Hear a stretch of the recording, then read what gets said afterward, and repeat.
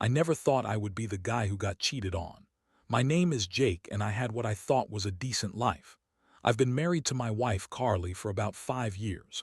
We met in college, and our relationship felt like a fairy tale at first. She was beautiful, smart, and had this infectious laugh that could light up a room. We had dreams and we made plans, traveling, starting a family, all that good stuff. But lately, things had started to feel off. At first, it was little things. Carly would come home later than usual from the gym. She'd say she was working on her fitness and spending extra time with her tennis coach, Mark. I didn't think much of it. I trusted her. But then she started being more secretive with her phone.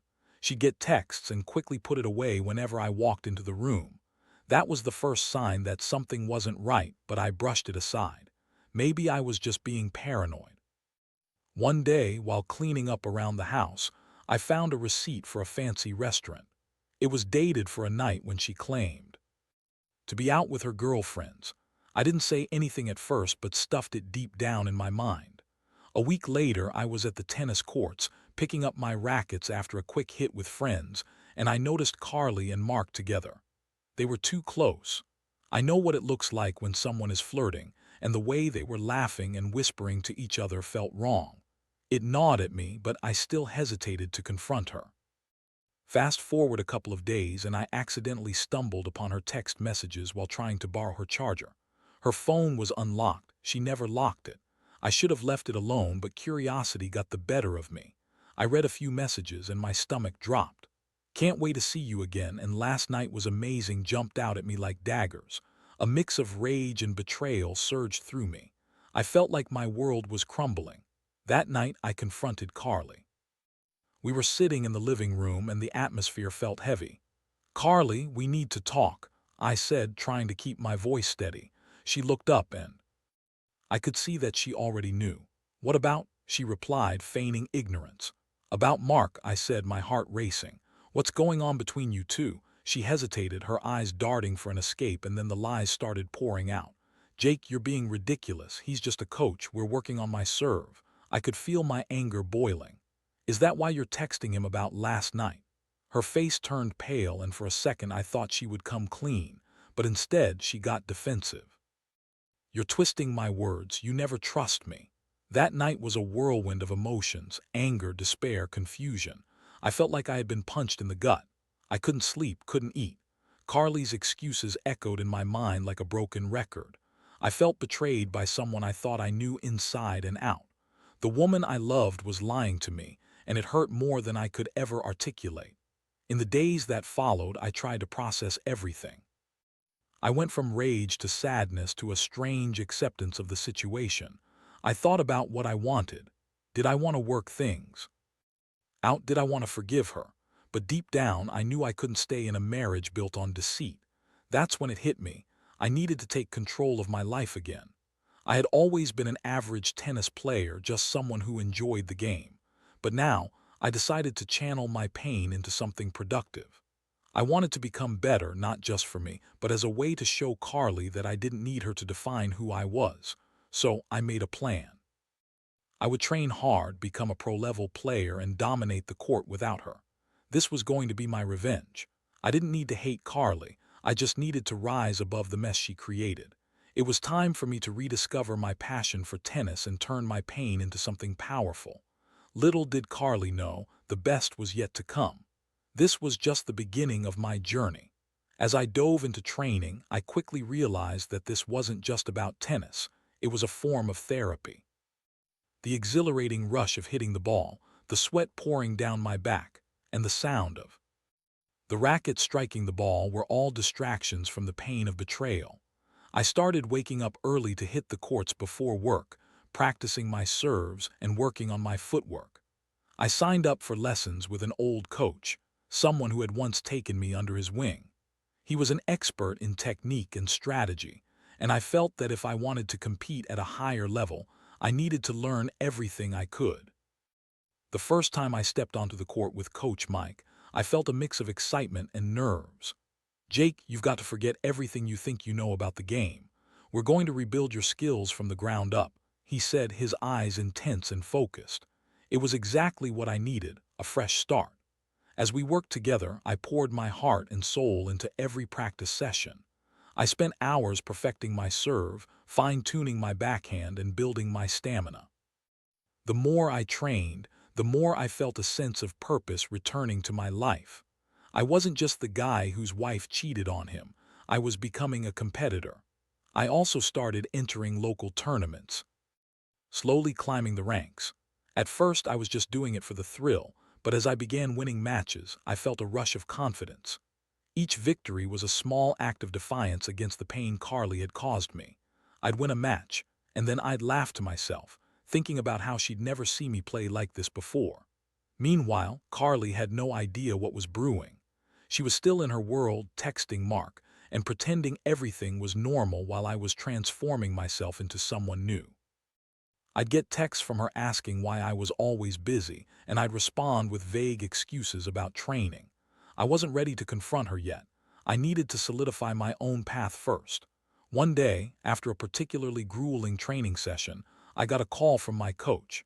He mentioned that there was an upcoming tournament that attracted some serious competitors. It was an opportunity for me to showcase my skills on a bigger stage. "Jake, I want you to enter. You've got the talent, you just need to believe in yourself," he encouraged. I hesitated for a moment, thinking about Carly and Mark. My stomach twisted at the thought of her being in the stands, but then I pushed the thought aside. "Yeah, I'm in," I said, determination bubbling to the surface.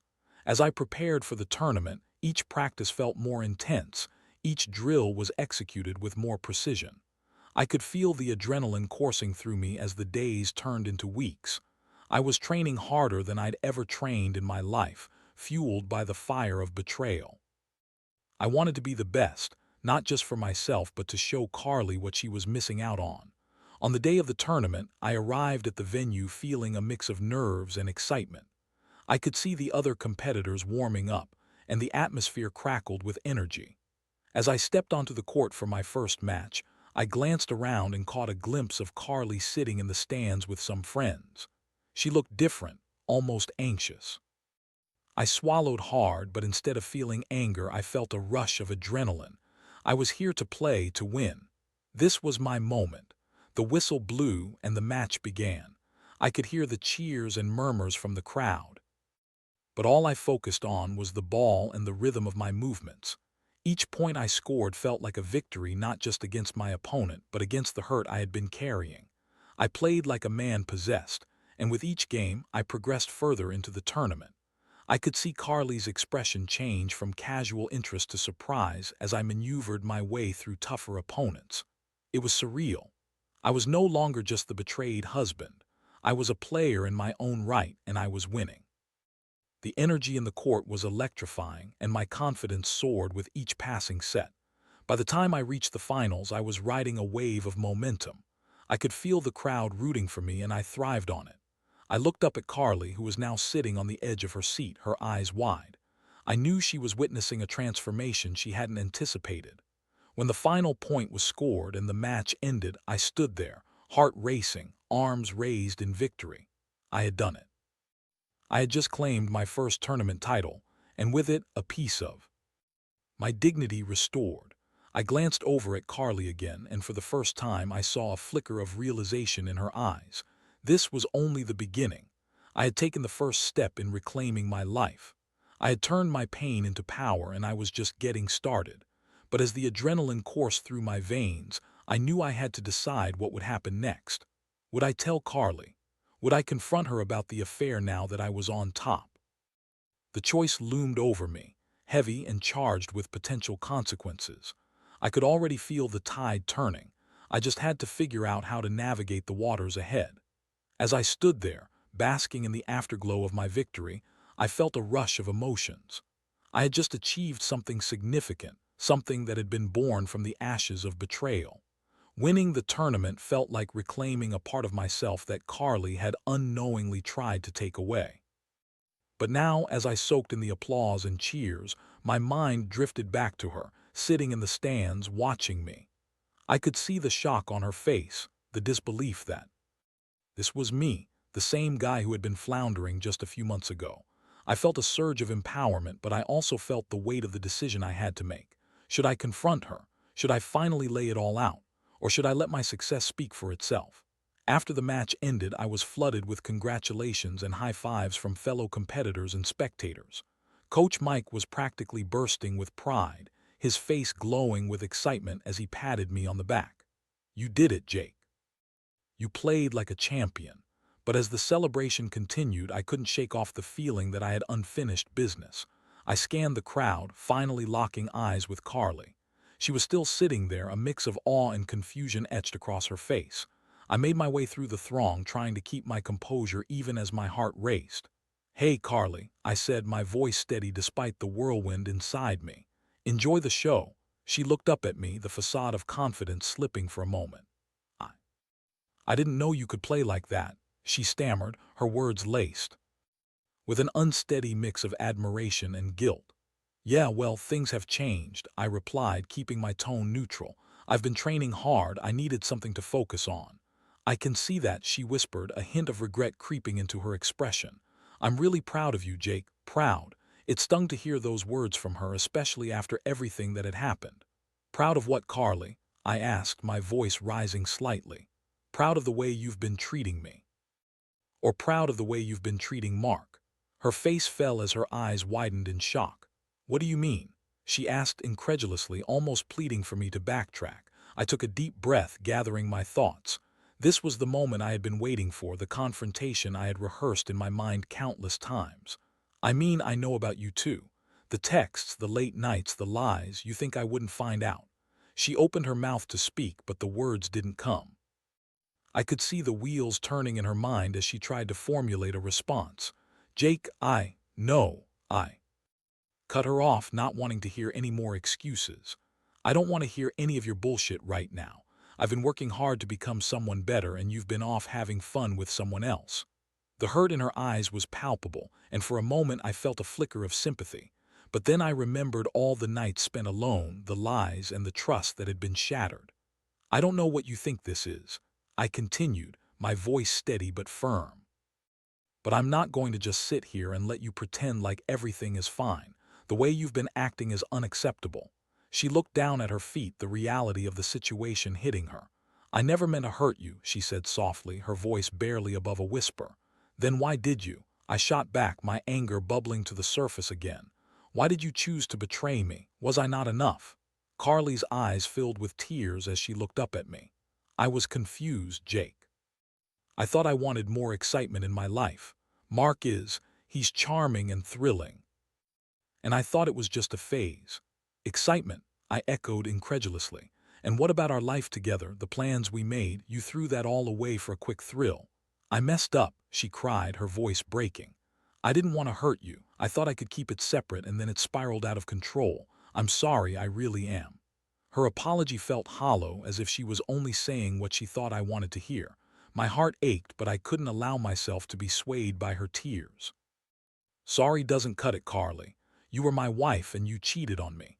You've broken my trust, and it's going to take a lot more than an I'm sorry to fix this." The realization that I wasn't the only one who had changed hit me like a ton of bricks. I wasn't the guy who would take her back because she cried. I was a man on a mission, someone who had worked hard to reclaim my life, and I wasn't willing to let her destroy that again. "Jake, please," she begged, reaching out to touch my arm. "Can we talk about this, work through it?" I pulled away, shaking my head. "I need time, Carly. Right now, I just want to focus on my game. I'm not sure what the future holds for us, but it's not going to be easy." With that, I turned and walked away, leaving her standing there with her regrets. I had a long road ahead of me, both on and off the court. The path to healing wouldn't be quick, but the moment I turned my back on her was also the moment I realized I was taking control of my life again. As I stepped back into the locker room, the sounds of celebration faded behind me, and I felt an odd sense of relief. I had confronted her, and even if it didn't end in a tidy resolution, I had taken a stand. I was determined to keep moving forward, to channel this energy into my training and growth. I would show Carly that I was more than just a hurt husband. I was a fighter, and I was just getting started. The days turned into weeks, and as I threw myself into training, I became more focused than ever. Winning that tournament ignited something deep within me, an unquenchable fire to rise above not just my circumstances but also the shadows cast by my marriage. I set my sights on higher competitions, and I began training like a man possessed. Each ball I hit felt like a statement, a reminder that I was reclaiming my identity. But the aftermath of my confrontation with Carly loomed heavy in the air. After that day at the tournament, she tried reaching out. Texts came flooding in, ranging from pleading apologies to desperate attempts to engage in conversation. Part of me wanted to respond, to at least give her the chance to explain herself. But another part of me, the part that had been hurt and betrayed, held back. I couldn't allow myself to slip back into those old patterns. Every time my phone buzzed, I felt a mix of anger and sadness. I didn't want to ignore the person I once loved so fiercely, but I also didn't want to open the door to her excuses again. It was a confusing emotional battleground. So I did what I knew best. I played harder. I committed myself completely to my training and my matches, using each practice as a way to channel my feelings. One afternoon, during a particularly draining practice, I caught sight of Coach Mike as he approached me. "You're really pushing yourself, Jake. I've never seen you this focused before. What's driving you?" I hesitated, but it felt good to share, even just a little. "It's complicated, Coach. My personal life is a mess. My wife cheated on me, and I'm trying to find my footing again." His expression softened with understanding. "I'm sorry to hear that, but it sounds like you're using this pain to fuel your drive on the court. That's powerful." I nodded, grateful for his support. "I just feel like I need to be the best version of myself. I can't let her define who I am anymore." "Then keep that fire burning," he encouraged. "Use it in your next matches. Let it drive you." And that's exactly what I planned to do. With each match I played, I felt stronger, faster, and more confident. I was moving up in the local rankings, and soon enough, I caught the attention of a few scouts from larger tournaments. I began receiving offers to compete on bigger stages, and it felt like all my hard work was finally paying off. But even with all this success, the emotional weight of my marriage lingered in the background. Carly still tried to reach out, often asking if we could meet to talk. Part of me felt guilty about shutting her out, but I had made my choice. I needed to prioritize my growth. I couldn't let her back into my life until I was ready to face what had happened, and that wasn't going to be any time soon. Then came a turning point, a major regional tournament that would put me against some of the best players in the state. The stakes were high, and the buzz surrounding it was intense. I felt prepared, but I also knew that my emotions were about to be tested. As I trained, I couldn't shake the feeling that Carly would be there. She always said she'd support me in whatever I did, but I didn't know if I wanted her there, witnessing my new life. The morning of the tournament, I stood in front of the mirror, nervously adjusting my gear. I looked different, I felt. Different, my body was leaner, my mindset sharper. I was no longer that lowly husband, but a contender ready to make his mark.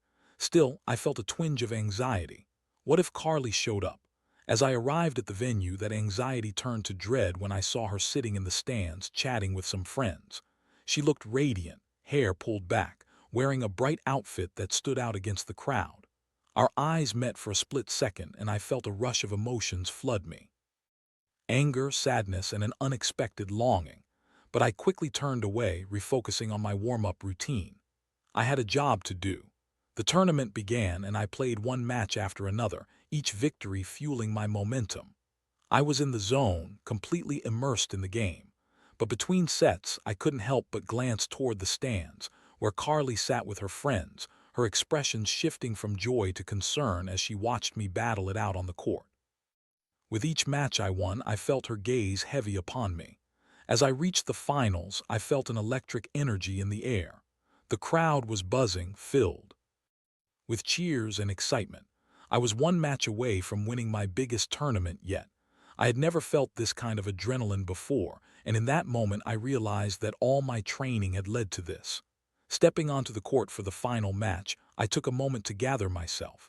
I looked out at the crowd, spotting Carly again. This time, I felt a strange sense of clarity. She was here and I was here, but we were worlds apart. I wasn't fighting for her approval or love anymore. I was fighting for myself. The match began, and I played like I had never played before. Each swing of my racket was infused with the pain of my past and the determination to create a better future. My opponent was tough, but I was tougher. The crowd roared as I scored point after point, each one a testament to the work I had put in. As I won the match and claimed the title, I felt a rush of emotions: elation, relief, and an overwhelming sense of pride. I had done it, not just for me, but to show Carly that I had moved on, that I was thriving. Without her, I glanced toward the stands as I raised my trophy high, and for a moment our eyes locked again. I saw a mix of admiration and sadness reflected in her gaze, but I couldn't dwell on it, not now. I had fought too hard to reclaim my life to let her back in. In that moment of triumph, I realized that I had not only won a title, I had won back my self-worth. And as I left the court, I felt a sense of finality. This was my new beginning. I was ready to embrace whatever came next, with or without Carly. The aftermath of winning the tournament was overwhelming in the best possible way. I was flooded with congratulations and recognition from fellow players, coaches, and even spectators. My phone buzzed incessantly with messages from friends and family, celebrating my victory and the journey that had led me there. It felt surreal, like something out of a movie, and honestly, I was still trying to wrap my head around it all. But amidst the joy, Carly's presence still loomed large in my mind. As I made my way through the crowd, soaking up the accolades, I caught sight of her again. She was standing off to the side, her expression a mix of awe and uncertainty. Something about the way she looked at me made my heart race, not because I still had feelings for her, but because I was unsure of how to handle this new dynamic between us. After the initial excitement of the win faded, I found a moment to breathe and collect my thoughts. I stepped away from the crowd and walked toward the back of the venue where it was quieter. I needed to think, to process everything that had just happened. I had become someone new, someone stronger, and I wasn't about to let the past dictate my future. Suddenly, I felt a presence beside me. I turned to find Carly standing there, looking vulnerable. "Jake," she started, her voice barely above a whisper. "Can we talk?" I hesitated, my heart racing. Part of me wanted to walk away, to let the moment of triumph stand on its own without dragging my past back into it. But another part of me wanted to understand what she had to say. "Fine," I replied, trying to keep my voice steady. "Let's talk." We found a secluded spot away from the noise of the tournament, and I leaned against a wall, crossing my arms defensively. Carly stood a few feet away, her eyes downcast. "I've been following your progress, and I just wanted to say how proud I am of you," she said, her voice shaking slightly. "You've really transformed yourself." "Thanks," I replied, keeping my tone neutral. "But that's not really why we're here, is it?" Carly took a deep breath, and I could see the conflict in her eyes. "No, it's not. I wanted to apologize again, Jake. I know that saying sorry doesn't change what I did, but I genuinely regret how everything turned out. I wasn't thinking about you or our relationship. I was selfish. I wanted to feel something: anger, sadness, even a hint of forgiveness, but instead I felt numb. You think sorry is enough. You shattered my trust. You don't just get to come back into my life after betraying me like that," I said, my voice more forceful than I intended. "I know," she replied, tears welling in her eyes. "I know I don't deserve your forgiveness. I thought I could keep everything separate, but it spiraled out of control. I was just trying to find excitement in my life, and I was foolish enough to think I could do that without consequences." "Excitement?" I echoed incredulously. "You destroyed our life together for a fling, and now you're standing here, acting like all of that can be swept under the rug because I won a tournament." Carly looked down, her shoulders sagging. "I know it sounds terrible, but I didn't realize how much I valued what we had until I saw you moving on. There's something about witnessing your transformation that made me realize I messed up. You're not the man I married anymore. You've become someone amazing." Her words hit me hard. I had spent so much time focused on my own journey that I hadn't considered how my success would affect her. "Carly, I appreciate the compliment, but you can't just flip a switch and expect me to feel the same way about you. I'm not the guy who was willing to accept your lies anymore." "I know," she said, breaking down into tears. But can't we at least talk about how to move forward? I don't want to lose you completely. I took a step back, needing space to recalibrate my thoughts. Move forward? How? I can't trust you, and you've shown me that you're capable of hurting me deeply. Why should I even consider having you back in my life? We can start fresh. I'd do anything to earn your trust back, she pleaded, desperation in her voice. I'll put in the effort, Jake. I've been talking to a therapist about my issues, trying to figure out why I did what I did. I want to change. I want to be better. The sincerity in her voice tugged at my heart, but it felt tangled with confusion and resentment. And what if I can't forgive you? What if I've moved on? This isn't just about you anymore. I've rebuilt my life, Carly. She stepped closer, her eyes pleading. I know you have, and I'm not asking you to just forget everything. I'm asking for a chance. We could take it slow, see where things go. I'll respect your space. My head spun with conflicting emotions. I had spent so much time focused on growth, on proving to myself that I was better than the betrayal, but standing in front of her felt like being pulled back into a world I had fought hard to escape. I don't know if I can do that, I finally admitted, my voice heavy with uncertainty. Carly nodded, tears streaming down her cheeks. I understand if you need time. Just know that I'm here and I want to be a part of your life again. I'll wait for you, no matter how long it takes. I stepped back, feeling the weight of her words. It was a tempting offer, but I didn't want to be swayed by guilt or nostalgia. I needed to protect myself. I'll think about it, but don't expect anything. I'm not ready to commit to anything right now. With that, I turned away, leaving her standing there, vulnerable and heartbroken. The journey ahead felt more complicated than ever, but I knew one thing for certain. I had to focus on myself first. I wasn't ready to open that door again, not yet. As I walked away from Carly, I felt a mix of empowerment and uncertainty. I had come so far, but the emotional entanglement of my past still lingered like an unshakable weight. I wasn't sure what the future held, but I knew I was still on a path of self-discovery, and I was determined to keep pushing forward, no matter what lay ahead. In the weeks that followed my confrontation with Carly, I continued to train hard and compete. Every match I played, every point I won, felt like a testament to my resilience. I was gaining traction in the local tennis scene, and soon enough, I found myself eyeing even bigger tournaments, including some national qualifiers. The thrill of competition fueled my fire, and I wanted to see just how far I could take this newfound passion. But my emotional landscape was still rocky. Carly kept reaching out, sending me texts of encouragement and messages about how she was committed to her own growth. I could see that she was genuinely trying to change, but the scars of betrayal lingered. I couldn't shake the feeling that it was too little, too late. One day, while I was in the middle of a grueling practice session, I received a call from Coach Mike. Jake, I've been hearing great things about your performance lately. There's a national qualifier coming up and I think you should enter. I felt a surge of excitement at the prospect. Absolutely, I'm ready for the challenge. Good, this is a big deal and I want you to treat it like the championship it is, he advised. You've proven to yourself that you can compete at a high level, but you need to bring your A game. As the tournament date approached, I became more focused than ever. I spent hours on the courts, perfecting my serve and conditioning my body. The adrenaline of competition pulsed through me. I was no longer just competing to escape my past. I was competing to define my future. The day of the qualifier arrived, and the atmosphere was electric.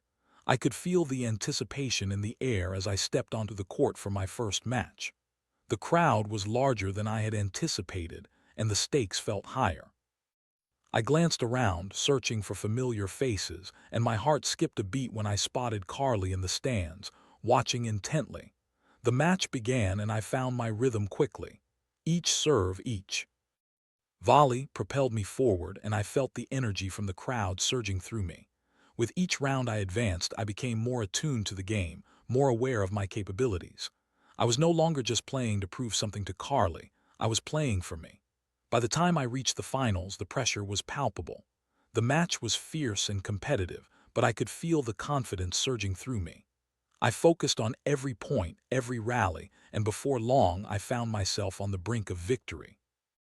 As the final point was won, the crowd erupted in cheers. I had done it again. I had secured my place in the next level of competition. I stood there, breathless and exhilarated, soaking in the applause. It was a moment of triumph, one that felt both validating and liberating. After the match, I was surrounded by congratulations and high fives from my fellow competitors. It felt good, but still, my gaze drifted to Carly, who was now approaching me with a mix of pride and something else, perhaps regret or longing. "Jake, you were incredible," she exclaimed, her eyes shining. "I'm so proud of you." I took a deep breath, trying to remain composed. "Thanks, Carly. Can we talk?" she asked, her voice filled with a sincerity that caught me off guard. I hesitated, memories of our last conversation flooding my mind, but this time felt different. I could sense that she had truly been making an effort to change. "Okay," I said cautiously. We moved away from the crowd to a quieter corner of the venue. "I watched you play, and it reminded me of how passionate you are, how driven you've become. It made me realize how much I took for granted," she said, her voice trembling slightly. I studied her carefully, seeing genuine remorse in her eyes.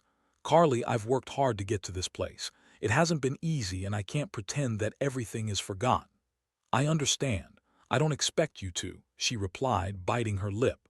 "But I want you to know that I've been working on myself. I've been talking to my therapist, and I've come to terms with my mistakes. I'm not asking for your forgiveness right now, but I'd like to be a part of your life if you'll let me." My heart raced at her words.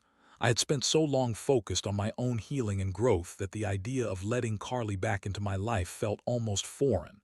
"I appreciate that, but I need to be honest with you. I don't know if I can trust you again. It's going to take time for me to process everything." She nodded, tears welling in her eyes. "I get it. I just want you to know that I'm here and I'm willing to do whatever it takes to earn your trust back." I took a deep breath, weighing my options. It would be easy to close the door completely, to push her away and focus solely on my own path. But part of me recognized the potential for growth in both of us, albeit in different ways. "Let's take it slow," I finally said. "I'm not ready for anything serious, but I'm open to seeing where this goes. Just know that I need to prioritize my journey right now." A smile broke through the tears on her face. "Thank you, Jake. That's more than I could have hoped for." As we parted ways, I felt a sense of relief wash over me. I didn't know what the future held for us, but I was not the same man I had been when our marriage faltered. I was stronger, more aware of my worth, and determined to keep moving forward. The journey would be challenging, and I knew that there would be bumps along the way, but I also felt a renewed sense of hope. I had taken control of my life, and I was ready to embrace whatever came next, on and off the court. I had fought hard to regain my identity, and no matter what happened with Carly, I was committed to my growth. I would continue playing, continue pushing myself, and most importantly, I would never lose sight of who I had become. I was ready for this next chapter, whatever that may entail.